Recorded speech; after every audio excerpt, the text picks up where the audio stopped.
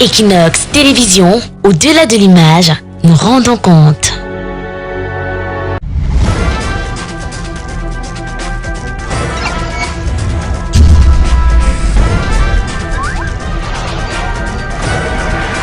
Equinox Télévision, au-delà de l'image, nous rendons compte.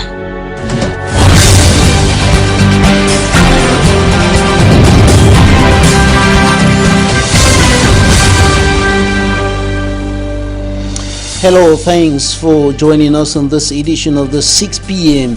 primetime newscast on Equinox Television, live from our headquarters in Cameroon's economic capital, Douala. I am Babla Jonathan.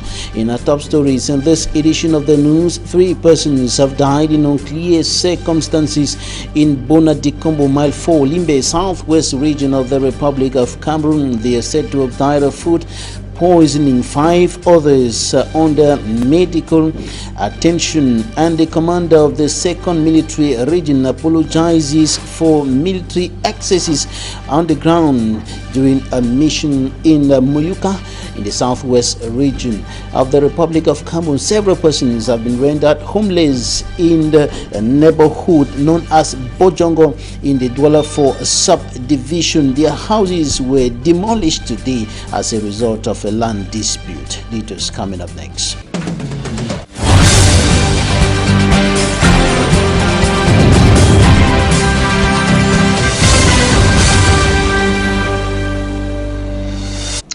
Once more, thank you, dear viewers, for joining us on this edition of the news on Equinox Television. We're going to begin right away the opacity of Limbe in the southwest region of Cameroon, where 3 persons have died in the circumstances yet to be clarified. They died allegedly as a result of food poisoning, and 5 others are under medical attention. We have details with our correspondent in Limbe, Divisional. Miso.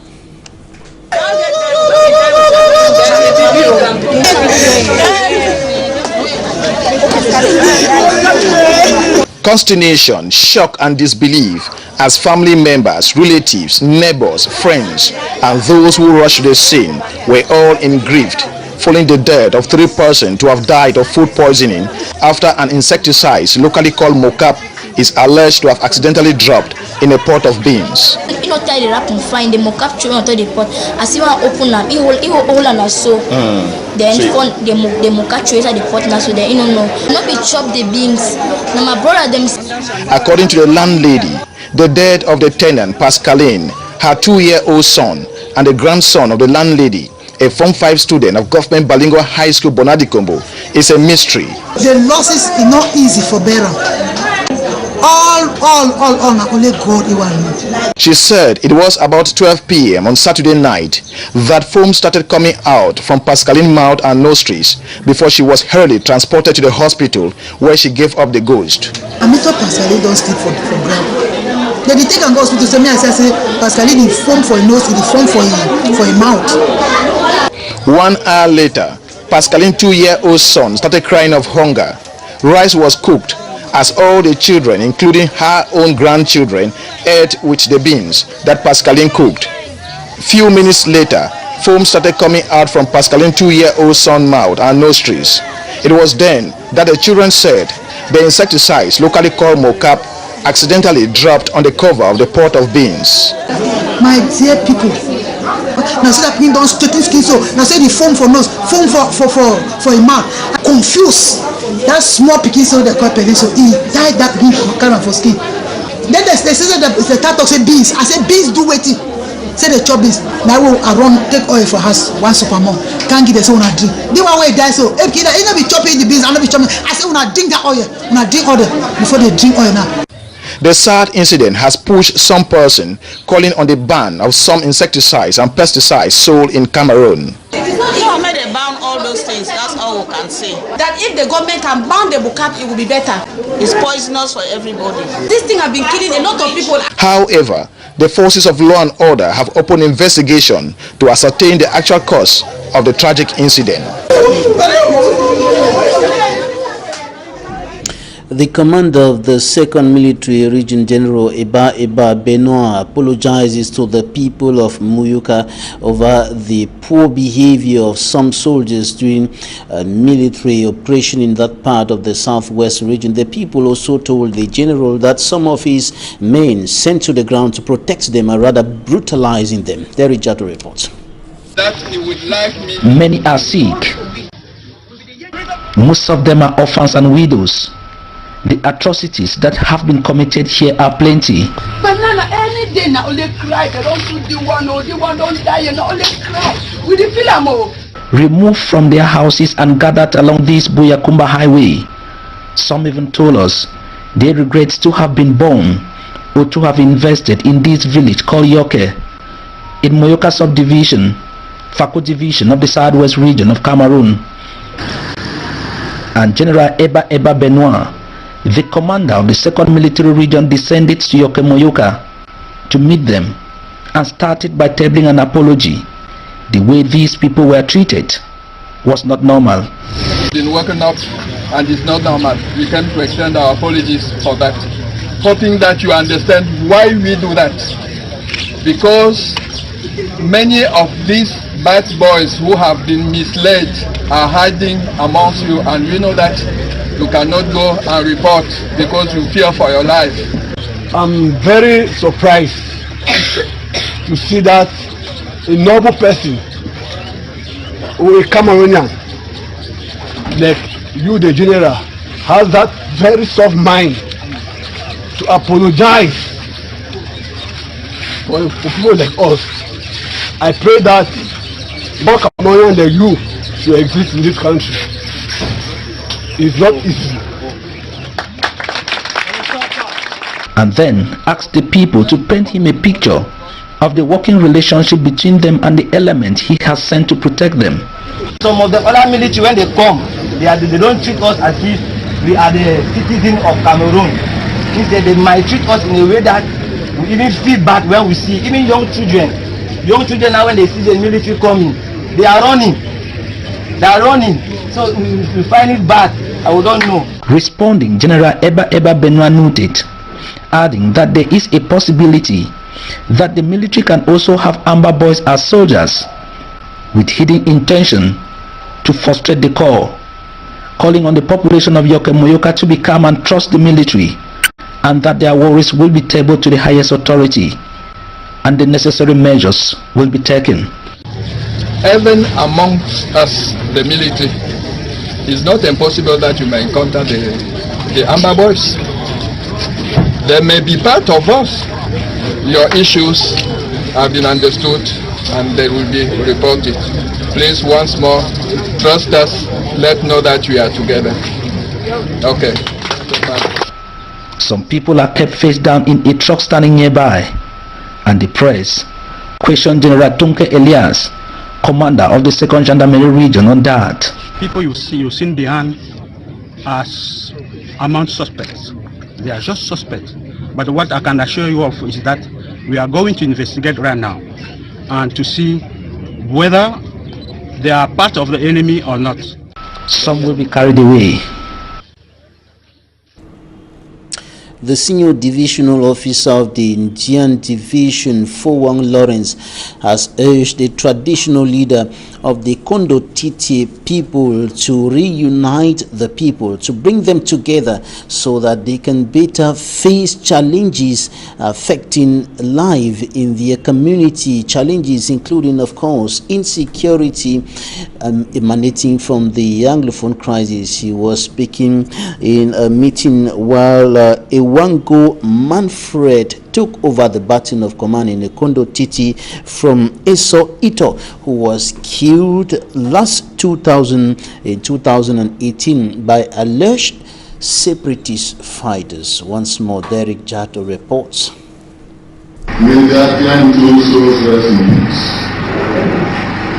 The war in the Anglophone region took the life of their paramount ruler, Chief Dr. Eso Ito Stephen. Traditional ruler of the Ikondo Titi chiefdom was murdered last August 12, 2018 by the separatist fighters, and since then the stole of the Ikondo Titi people has been vacant. And this August 2020, the Ekondo Titi Kingmakers, before the senior divisional officer from Jan Division, presented Nawango Manfred as their chosen leader. I want to say Your Majesty, which is in line with the tradition of the people, and as the auxiliary of the administration. Forwan Lawrence, the senior divisional officer from Jan Division, reminded the designated traditional ruler of the Ekondo Titi people to assemble all.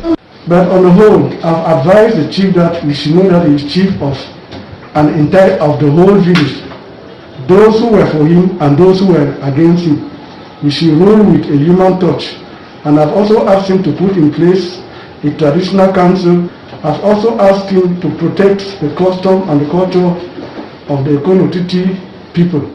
With a rich legal background, the 53-year-old fourth great magistrate was equally challenged to put in place a traditional council that will meet the aspirations of his people, and above all, work for peace, which is hard to come by these days, especially in the northwest and southwest regions of Cameroon. The chief designate, Chief Nawango Manfred, is expected to fix squarely and continue from where his predecessor ended, for the betterment of the Ekondo Titi subdivision in particular, and Jan Division in general. Coming up, Smanjik and Gabriel takes us now to the northwest regional chief town Bamenda, where some suspected bandits attacked a microfinance institution. The armed suspected bandits took all those who were present in the institution at the time of their arrival hostage before carrying out some belongings of that microfinance institution, as Smart reports. It was with a private car that the 5 armed bandits landed at Mitakul in Sonak Street, Bamenda, Friday, 21st of August 2020. While inside the cooperative building, everyone was put at gunpoint.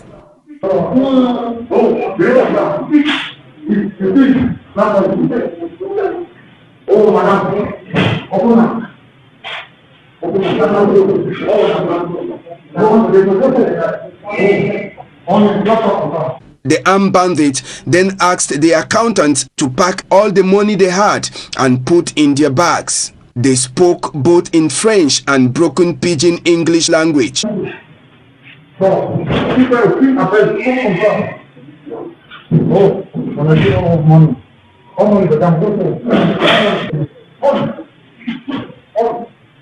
Unconfirmed sources said the thieves made away with huge sums of money, though the amount was not, but nobody was injured or killed.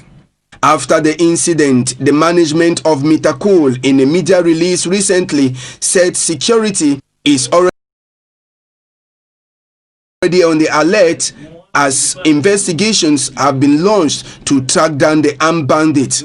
In the media release, the management of Mitakul say they are neutral in the ongoing crisis that is rocking the northwest and southwest regions. And the heavy downpour that has been hitting Cameroon's economic capital, Douala, and other parts of the country is provoking damaging consequences on the country's road networks. Here in Cameroon's economic capital, Douala, a section of the road around the Douala International Airport collapsed today under the weight or the force of runoff, and it became practically impossible for vehicles and of course motorbikes to use that section of the road, and the circulation has simply been interrupted in that part of the city of Douala. Earlier last week, a similar incident occurred in Sanchu on the highway, on the Douala Bafoussam highway, and equally a similar incident occurred on National Highway number 3, all linked to the heavy downpours hitting some parts of the country.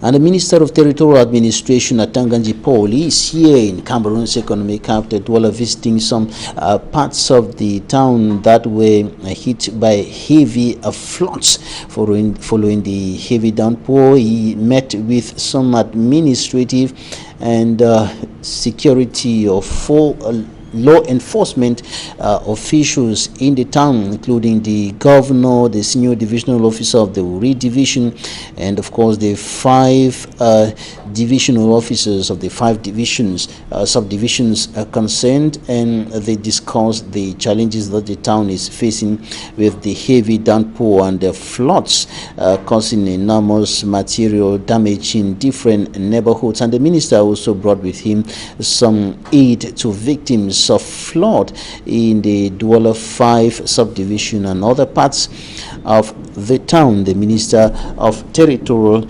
Administration bringing some aid from the Yaoundé administration within the context of civil protection, which is under the responsibility of his ministry.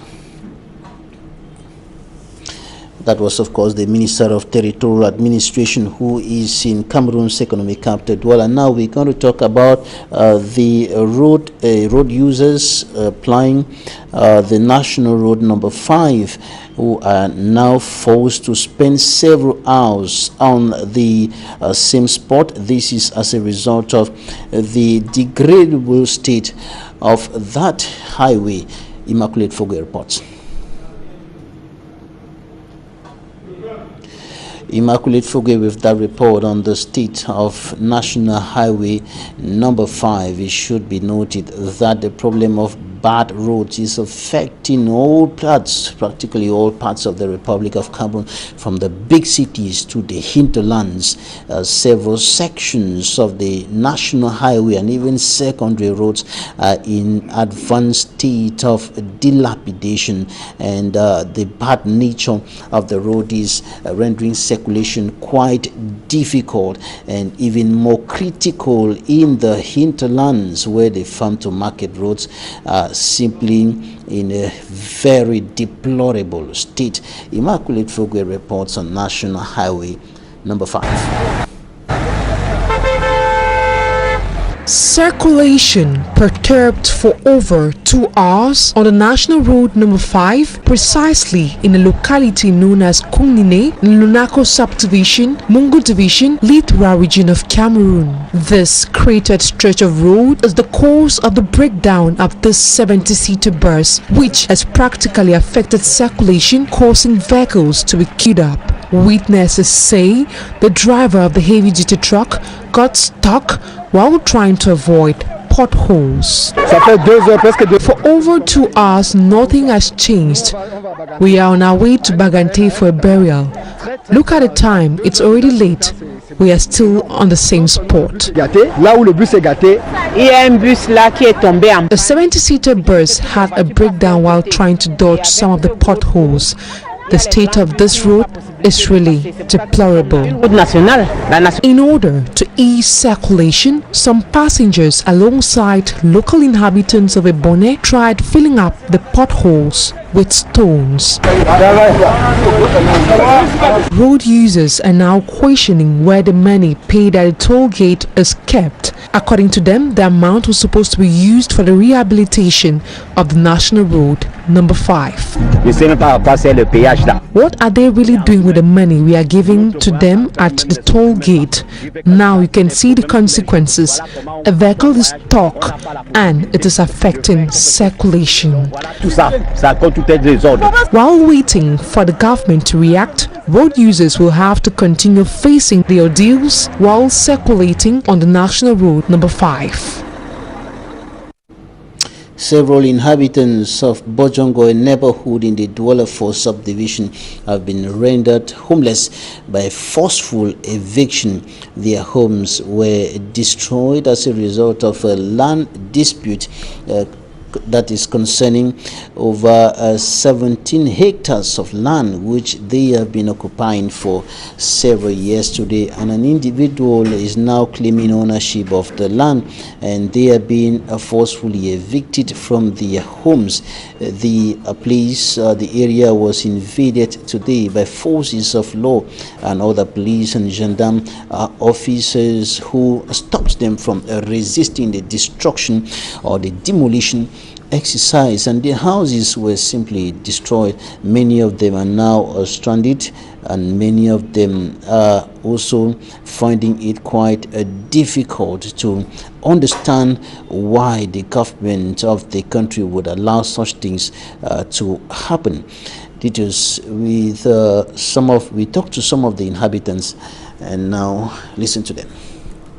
I don't understand how lawless government officials can be in this country, because if you want to break the people, you have to notify them before coming to break.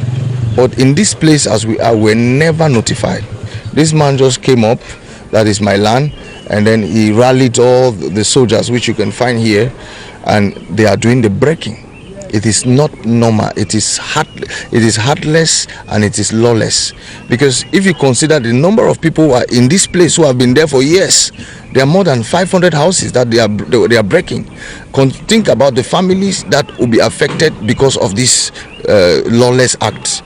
Meaning they are just trying to radicalize people, and most of them even are the Anglophones, because most of the people who are in this place are these Anglophones who ran away from war in the war-torn northwest and southwest regions, and they have come and bought their pieces of land here, and they are taking refuge. Imagine what will become of these people. I think that government officers need to take things into their hands. You cannot privilege one person over 1,000 people. It's unheard of. One man cannot be claiming 17 hectares and the government is by that person simply because the person has corrupted them from the high level to those down there. It is unfair and it's terrible. It's something that we should condemn. I think that the way they are pushing things in this country, they are pushing the citizens, peace-loving citizens, to become, they want to transform them to animals. We are in a situation whereby I believe the head of state should come into this matter, because I don't see it possible. Thousands of people being displaced for one man, houses newly constructed. When they were constructing these houses, where was this man? And now you see children with the Anglophone crisis. Some who don't want problems have come to hide themselves and have peace. We have COVID-19 that is terrorizing all nations around the world, and then it is now during the rainy season without any preaviil that they have come to demolish people's building here. I just believe that the head of state should intervene into this and put an end to this, so that the citizens can have a place to call their own, a place to hide themselves.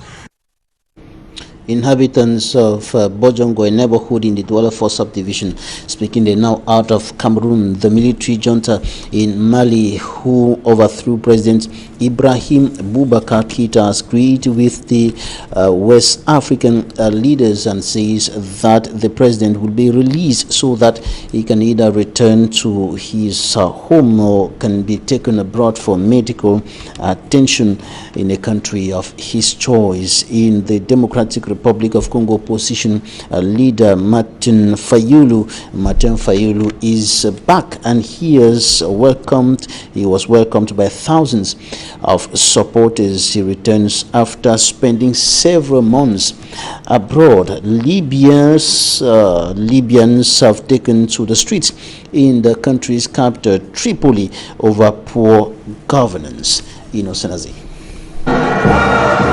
The Malian military junta that seized power last week has agreed to release our state president Ibrahim Boubacar Keïta. The announcement was made late Sunday during a meeting between the National Committee for the Salvation of the People, CNSP, and the Economic Community of West African States, led by former Nigerian President Goodluck Jonathan. The CNSP, which forced Keïta to resign and dissolve the government, and the National Assembly agreed that the ousted president will return to his home or go abroad for medical treatment in a country of his choice. The junta has also proposed a 3-year military-led transitional period before elections are held for civilian rule.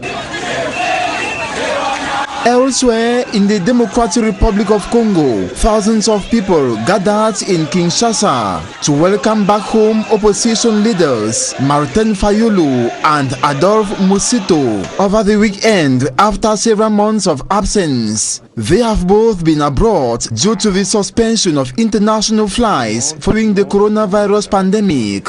They arrived Kinshasa via the Njili airport.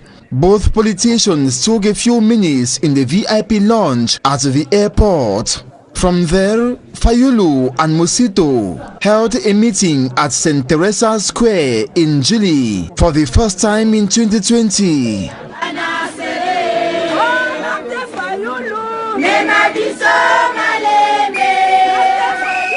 In Libya, armed men fired in the air to disperse several hundred protesters demonstrating over living conditions and against the government in the Libyan capital, Tripoli, on Sunday.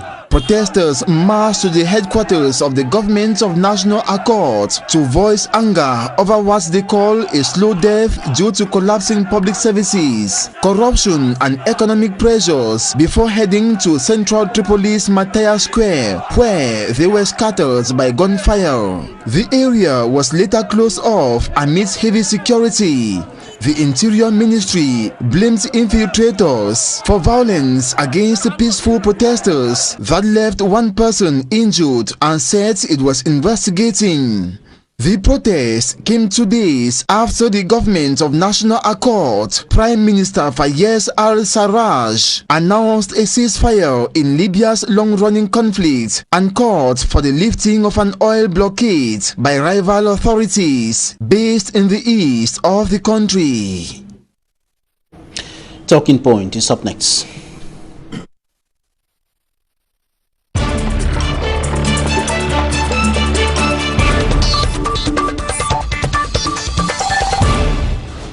Today we are receiving a political analyst and developer, Dr. Nick Nguyen. Welcome.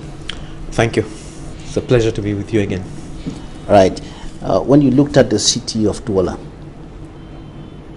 with the rains, runoff everywhere, covering some neighborhoods, places like Makepe Misoke, houses completely overwhelmed by water. What came to your mind? Well, what came to my mind is something that has always been there. You know, if you've flown into Douala, to the Douala, coming by plane and you're looking around the city, especially around the airport, all you see is chaos. You know, there's no order, and then when you're driving around, there's so much chaos, there's so much disorder, and we're used to throwing tires and old vehicles and stuff in the waterways and so on. So that's what we get. You know, you cannot control water. You know, you cannot force water to go where it's not supposed to go. Water has got its tracks, and you're not supposed to build in those tracks or obstruct them in one way or the other. You have to clear those tracks and make them very open so that water rushes through those tracks whenever there is rain. So what happened the other day was that the rate of delivery of water in Douala was higher than the rate at which that water was being evacuated, and therefore it dammed up. That's what happened, and we just have to learn some lessons from there. And I'm not surprised if we don't do something about it. It will keep on happening and keep on happening, and we get surprised. No, that's a planned accident. And the authorities are blaming the population for the disorder that you're highlighting, the incivility, poor civic behavior of city dwellers. But who is responsible here? No, it's very easy. Of course, we blame the city dwellers. We blame those who are building. We blame everybody, including administration and everybody. It just looks like all of us in Cameroon, from the least to the greatest, there's something wrong about us. We don't seem to really know what it means to respect nature and respect others. And the Minister of Territorial Administration, Tanganji Paul, is in Douala meeting with, he met with some administrative authorities to discuss the issue, and he went further to the Douala 5 subdivision, bringing with him aid to victims of the flood. And he called on the people to collaborate with the administrative authorities. What do you think about this? Well, that's well done, but again, it's not a proactive management. That's a reactive management, and it's a fact of we have a firefighting attitude towards issues, and firefighting doesn't really solve a problem. We should be proactive and do things properly. If you've seen the capital of Côte d'Ivoire, Abidjan, it's a great place. Look at Abuja. It's a great place. Even when you go to Limbe and Boya, and you see that there's some town planning or something like that. It's not just this chaos here. It's very, very chaotic here, and we ought to learn how to do things properly. And where is the problem? Town planning?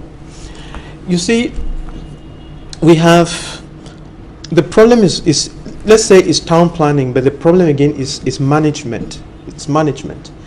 We have minister of towns, minister of this, minister of that, 600, about 60 of them for the last 60 years, and they cannot get it right. For instance, let's take basic things. What are they not getting right here? As far as towns like Douala and others. When people are getting things right, you see the results. Okay? Let's go to the markets. Let's go to Bunamusa, the market. The market does not exist. It's a makeshift stuff, and there's everything everywhere on the floor. There's stool, there's animal stool, human stool, urine, everything in the supposed market, and the food, that's where it's sold. There's no structured market. There's no public toilets. Nothing. Waste disposal is chaotic. Everything is so chaotic. Look at the new road that was just built in Bonaberi. It's full of thrash, dirt, grass, and so on. So there is something really wrong with us. See the new road that was constructed that's going from Ecole Publique to Bonamusa, the new road. Go and see the grass that is growing there. There are elephants, and there's elephants and pythons in there. We are not human beings. Simple. So there's a problem of there's just a problem of we don't value anything. We don't know how to do things. It's just a piece of shit. We don't know how to do things. I don't know what. We should just do things properly. And all these people, ministers all over, they travel and go everywhere, and they see the beautiful things. I don't know why they find it so difficult to just make things work for Cameroonians. It's so easy. What's your problem? If you don't know what to do, see, you remember the governor of Calabar State down here? Calabar just down here. You need to see the video that's circulating about him. He has just been governor just for a few years, and he has about 35 or 36 huge industries to his name. So we just have to learn how to do things properly. Everybody just politics, achieving nothing. It's now, sad. some people think that the town should be moved to another side, or a new town should be created that would decongest the economic capital. Yes, I was also of that opinion. It's very, very important that we do something in Douala. It's the same opinion I have about Yaoundé. If you check our cities, be it Yaoundé or Douala, it started as a native settlement. And without town planning, the native settlement was just growing and growing chaotically, and just going. It becomes this giant thing that is not laid out. We need to build a road that is passing through Dibombari and crosses and gets across, in Yasa, that area there, and build a new Douala city there. The land out there is relatively dry and should be properly laid out. Then we come in here, move all these people who are sitting on the waterways, who are decongesting, like all these people that were moved from Bonaberi, give them land there so that, and help them to build and settle there. We need to do something.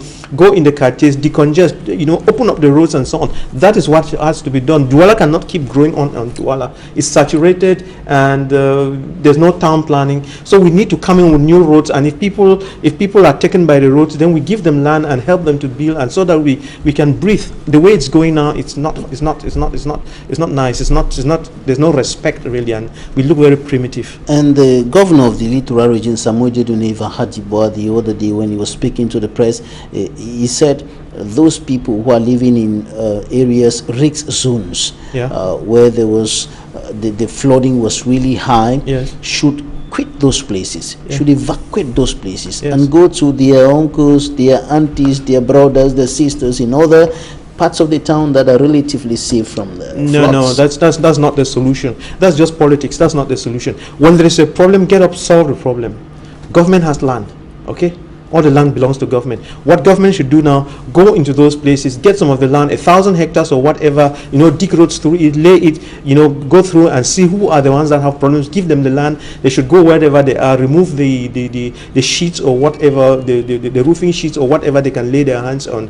Probably make some makeshift things and so on. But after that, government should give them some basic plans for constructing some nice houses so that we have some sense of town planning. You cannot just throw people off into the streets and say, go to your uncles. They don't have uncles here. They have come from all over the whole place and they are all struggling.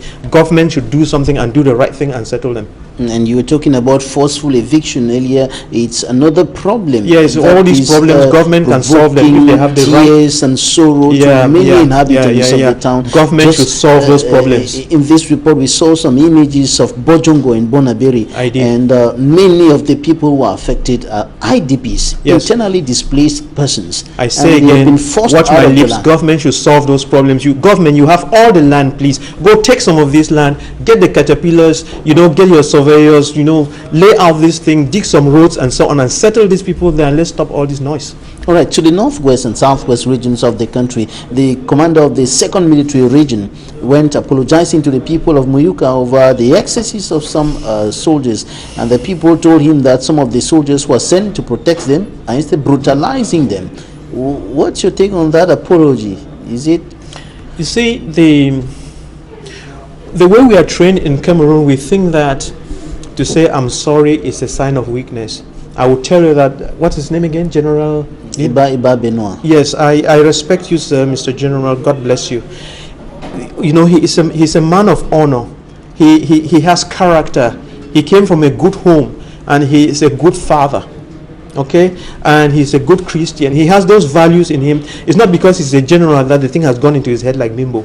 He is a great guy, and to stand out there and say to the people in the presence of those soldiers, we are sorry for this. He is by that demonstrating and disciplining his soldiers and saying this is not acceptable. And if most of the soldiers and leaders were behaving like that, the Anglophone problem would not have been as serious as it is, because people just show up and kick people around, kill whoever they want to kill, and they have no questions to answer. And it is that attitude that Anglophones have been looking for someone to say, look, we are sorry, how can we do it better, how can we fix it so that we can live together as brothers and sisters.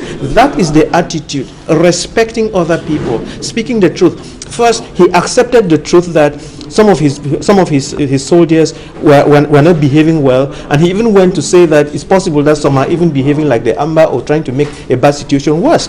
So it is that element of truth, that element of love, empathy and respect that would bring solutions to the problems in Cameroon, the Anglophone problem, the problems in the north, whatever.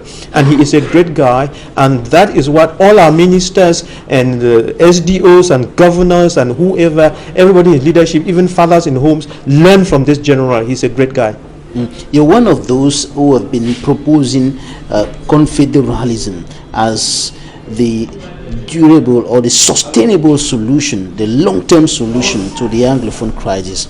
But there are some politicians and political analysts, including people like Professor Elvis Ngolengole, who think that confederalism cannot work in Cameroon.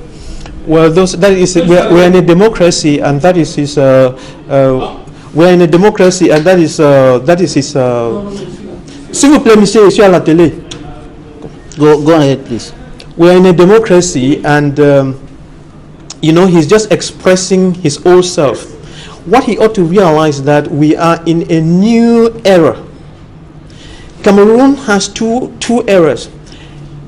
From independence up till that time where Mr. Mo Ibrahim and His Excellency President Paul Biya were talking in France, where President Paul Biya said that the Francophones or the government has been messing up Anglophones and trying to assimilate them, and it wasn't working. From that time on, when the president said that going forward, it's a new era completely. And you have to understand that Mr. Ngole and his colleagues and friends are from the old era, and they're trying to put new wine into old wine skins. That's why he says it doesn't work, and he doesn't even understand what it is, because he has never thought of it, because he has a mindset, and he was brought on to drive that mindset and continue to help assimilate his brothers. Maybe so he help it all wrong. Maybe you should help him and other persons who are saying that he cannot work to understand how if he actually thinks that he cannot work, I'm waiting for him on Equinox television. We'll debate it out, and I'll prove to him that he can work. It's just, in fact, please, I think Anglophones have had enough, and if you've had enough to eat or do whatever, just stay with it and don't mess up people again. People are dying, people are suffering, and we are fed up with all this kind of thing where our elites go and talk any crap and so on. Enough is enough. Confederation is the solution, and it's going to work. And if he knows that it cannot work, he should first start by explaining to us what is special status and what is the content of that thing. If he cannot tell us the content of that thing, then he should just keep quiet. Somebody listening to you now would want to know how confederalism can solve this problem. Confederalism, what is it? Listen, we're in a republic. We're in a republic as compared to a monarchy. All right. And in a republic, you have the president, you have parliament, you have the fourth estate, like what we have now. That's the fourth estate. Good. And power is shared out. And when you have power is this thing that we use to govern, to administer, to do whatever, to make things work, to run the society. And that power can be centralized or decentralized, shifted to the periphery. As of now, Cameroon is a centralized unitary state. All the power is concentrated. You cannot fill a pothole on your road, and you have to go to Yaoundé to ask for permission and money to be able to do it. And that's why things have not been working, because of over-centralization. And we are looking for a formula that will make the country work. It's very, very important. And when in the early days we had the federation that was taken away from us in 1972, and we are saying that we have to go back to that federation, which was something that allowed us to work and solve our problems without having to go to Yaoundé. That's what we're talking about. But the question is, why confederation today? In 1960, the word confederation and federation were used interchangeably to mean the same thing. But interestingly, over the years, these two words have matured to have specific meanings. And I keep giving the same examples so that they stay with the people. Now, when you take a big country like Kenya, for instance, they have the Luos, the Kukuyus, and so many, and there are so many of them. There's a big country, and if they were to be centralized, it would become very difficult to manage. Now, if the government wants to make management easy, what they will do, they will go in there and break it into big chunks, and those big chunks are federal states. But when you take a country like Cameroon, you had West Cameroon and East Cameroon. These are two independent states, two entities, a people, a culture, a government, money, whatever. And then you bring these two together to form something that is bigger. So the word confederation these days is used to refer to a country like Cameroon, where you had two or more entities coming together to form something bigger. While federation refers specifically to a big country that is broken up to form smaller manageable parts. And that's what is going to work. And if anybody tells me that it's not going to work in Cameroon, it's just because they don't want to work, because they want it to be the way it is now, so that they can keep marginalizing people, and they're greedy, and they want it for themselves, and these elites to leave us alone.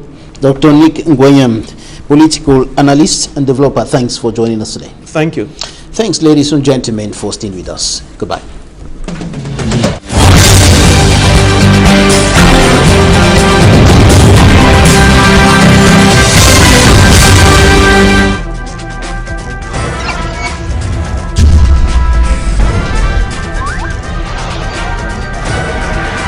Equinox Télévision, au-delà de l'image, nous rendons compte. If you suspect you may have a coronavirus infection, please call your healthcare provider in advance and let them know you are coming. This can help them be prepared. WHO recommends preventive measures to reduce your risk.